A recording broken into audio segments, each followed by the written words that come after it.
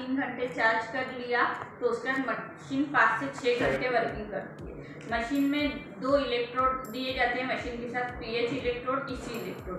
साथ में आपको एक सीडी डीवीडी भी दी जाती है, साथ में आपको इंट्रोडक्शन मैनुअल भी दिया जाता है मशीन के साथ में। ठीक है, इतनी चीज़ें आपको मशीन के साथ में मिलती है।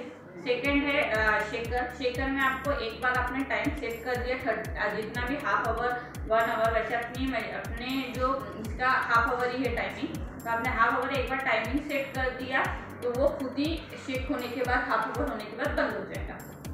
उसके बाद हम आपको एक मशीन देते हैं, मशीन के साथ हम आपको एक्सेसरी देते हैं। एक्सेसरी में आपकी वो एक्सेसरी एक्चुअली 100 टेस्ट के हिसाब से बोली जाती है, बट वो आपको 1000 से 2000 टेस्ट के हिसाब से उड़ जाती है, क्योंकि हर एक की क्वांटिटी 200-300, तो मतलब अच्छी क्वांटिटी के साथ एक्सेसरी प्रोवाइड की जाती है। उसके बाद आपको रिएजेंट प्रोवाइड किए जाते हैं 100-100 टेस्ट के। रिएजेंट एक बार खत्म हो गए 100-100 टेस्ट के, तो आपके पास शेकर है, मीटर है, एक्सेसरी है, तो आप स्पेशल क्या है किट मंगवा सकते हो, उसको रिफिल बोल सकते हैं। आप जब भी आपको ऑर्डर करना रहा तो आप रिफिल ऑर्डर कर सकते हैं। यही से आपको मतलब आपने अभी जैसा ऑर्डर किया होगा किट, वैसे आप रिफिल ऑर्डर कर दो तो आपको रिफिल आपके एड्रेस पे आ जाएंगे। आपको ट्रेनिंग की जरूरत नहीं, क्योंकि आप ऑलरेडी ट्रेनिंग लेके जा रहे हो। सेकेंड, आप सबसे इम्पोर्टेंट पार्ट्स है भूमि प्रयोगशाला में टेस्टिंग के लिए सॉइल सैंपलिंग। सॉइल सैंपलिंग आप कैसे कर रहे हो? सॉइल सैंपल सबसे इम्पोर्टेंट पार्ट्स है सॉइल टेस्टिंग का। सॉइल सैंपलिंग कैसे करना है?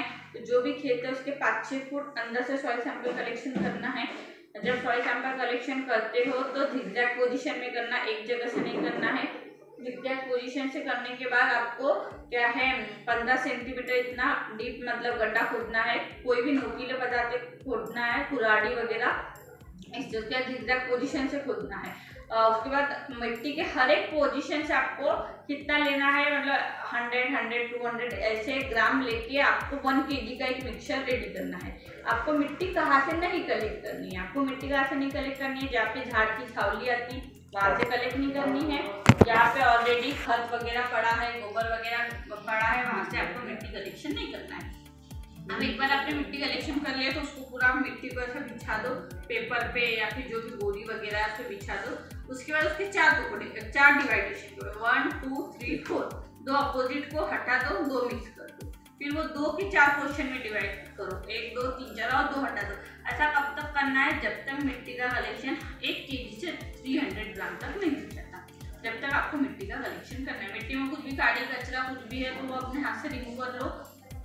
उसके बाद आपको 2 छन्नी दी जाती है, 0.2 mm की, 0.5 mm की। 0.2 mm की छन्नी मतलब बारीक, जिसके बारीक वाली है, उससे आपको ऑर्गेनिक कार्बन के लिए मिट्टी छानना है। और 0.5 mm की छन्नी मतलब क्या है, जिससे आप अदर पैरामीटर के लिए मिट्टी छान सकते हो। उस पर आपके पास और ज़्यादा मिट्टी के कलेक्शन हो, जैसे एक कलेक्शन है तो ठीक है, बट ज़्यादा कलेक्ट करना है आपको, 10 से 15 खेत की आपको मिट्टी कलेक्ट करना है, तो मिट्टी को वहीं पे कोडिंग कर दो 111, 222, 333 या 001, 002 से आप मिट्टी को सैम्पलिंग नंबरिंग कर सकते हो।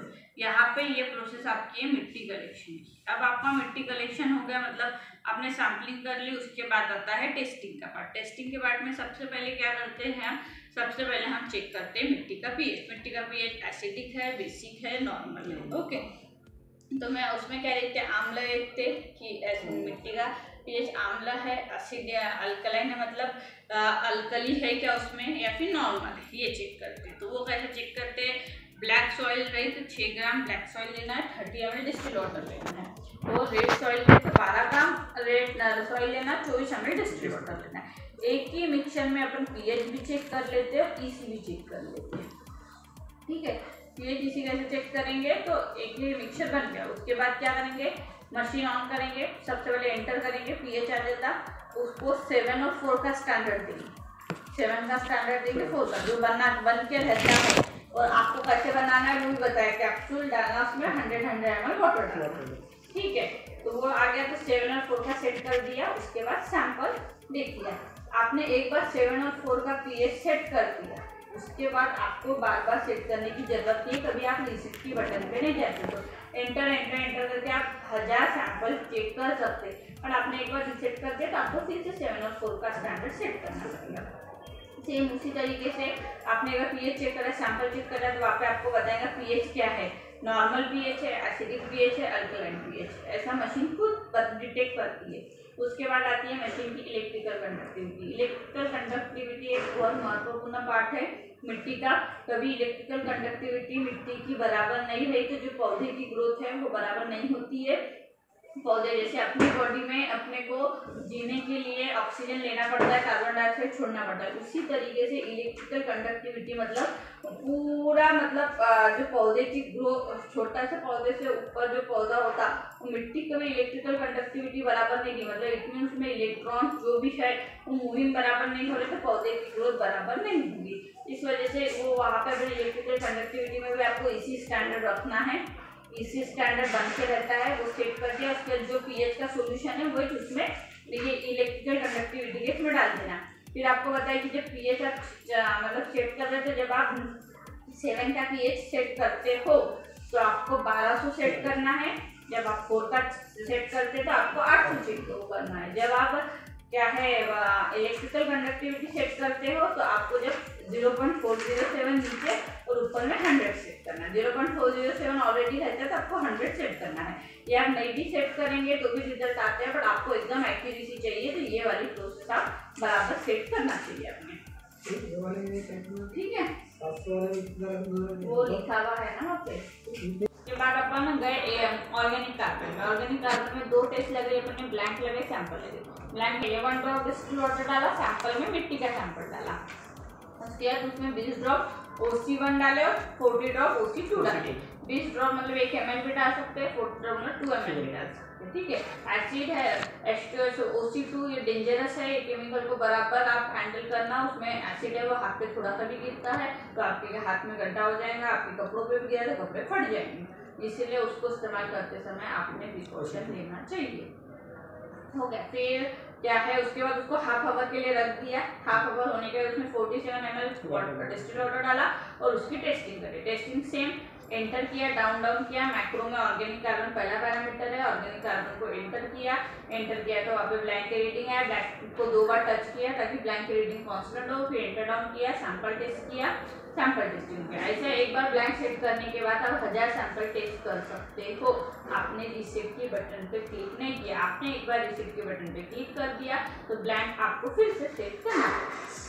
ओके, उसके बाद अपन ने सभी पैरामीटर का एक्सट्रैक्शन रेडी करा। किसका पोटेशियम फास्फोरस का किया, दूसरा किया पोटेशियम सल्फर का, एक ही एक्सट्रैक्शन रेडी करना पड़ता। फिर उसके बाद जिंक आयरन कॉपर का एक एक्सट्रैक्शन रेडी करना पड़ता, मैग्नीज का और बोरॉन का। एक्सट्रैक्शन कैसा रेडी करना है तो मिट्टी का सैंपल लेना है, उसके बाद उसमें जो भी PHF जो भी प्रोसेस बताइए इसमें वो डालना है, उसके बाद चारकोल डालना है। सभी के एक्सट्रैक्शन रेडी करने के लिए आपको कुछ रिएजेंट प्रिपरेशन करना पड़ता है जो नीचे में दिए हुए हैं। ये रिएजेंट प्रिपरेशन आपको खुद करना पड़ता है। जहाँ पे वायल लिखा आ रहा है PD3 vial, P2 vial, ZN4 vials आपको 24 आवर्स चलती है। 24 घंटे बाद वायल्स यूज नहीं होती है, इसलिए जहाँ भी वायल्स लिखा है वो थोड़ी सी वायल्स बनाना जैसे जैसे आपको यूज रहेगा। बाकी ये जो ये केमिकल है PHF ये जब तक पूरा जब तक आप पूरा सकते, जब खत्म होगा जब से रहता है एक को पूरा डालना ही पड़ेगा। हाँ तो एक तो डालो ना, तो आप एक को कम भी डाल सकते हैं। जैसे आपको एक ही टेस्ट करना है, इसमें क्या बोला 2.5 ml PD3 vial dissolving 2.5 ml distilled water, तो 2.5 ml के लिए एक अपन वायल डिजोल्व कर दे। एक वायल का वेट ले लेना कितना है, एक वायल में अप्रोक्सीमेट क्या है, कुछ तो भी 2-3 ग्राम होगा तो आपको कभी कम लग रहा होगा तो ये 0.2 का आधा कर लेना और उसको भी आधा कर देना।